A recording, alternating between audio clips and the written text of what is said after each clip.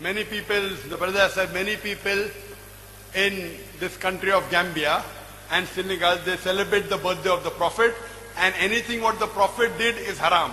To say anything what the Prophet did not do is haram is wrong. Prophet did not wear a suit. I'm wearing a suit.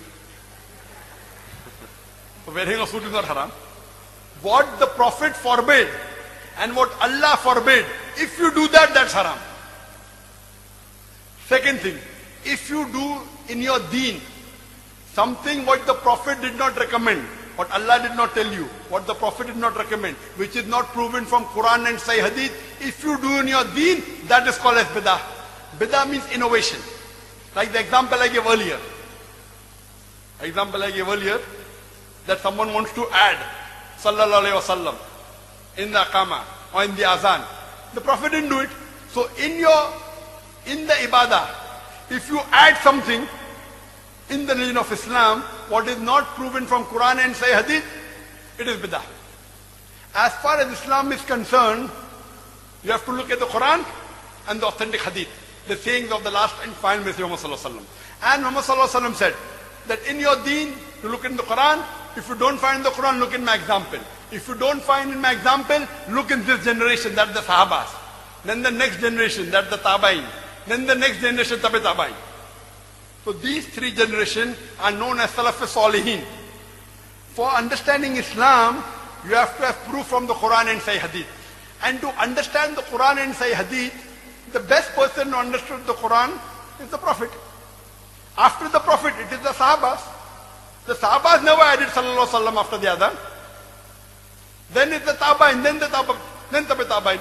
So if the Quran is the highest, number two comes the call, the commandment of the Prophet, then comes the action of the Prophet, then comes the saying and the actions of the Sahabas. Then the Tabain, then the Tabi Tabain. Now regarding celebrating the birthday of the Prophet, there is no verse in the Quran that I know of we say that you should celebrate the birthday of the Prophet. That is done by the Christians. The Christians celebrate the birthday of Jesus Christ, peace be upon him. It is not even proven from the Bible that Jesus Christ, peace be upon him, was born on the 25th of December. It is the birthday of the Sun God. That's another answer. There is no hadith in which the Prophet said you should celebrate my birthday. None of the Sahaba celebrated the birthday.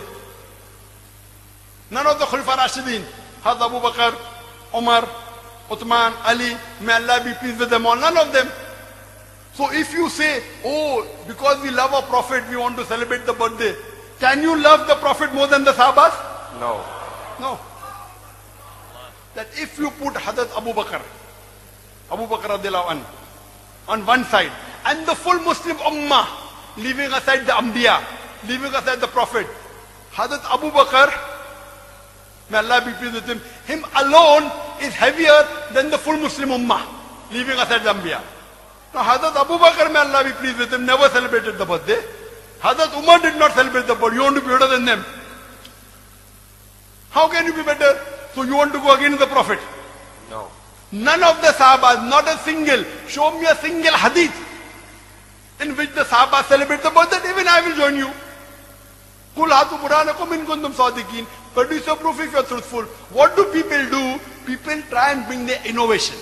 You can bring your innovation in your lifestyle, no problem. Innovate and make a car, no problem. Make an aeroplane, no problem. In your deen, if you make any innovation, any bidah, you are booking your seat in the hellfire according to the Prophet.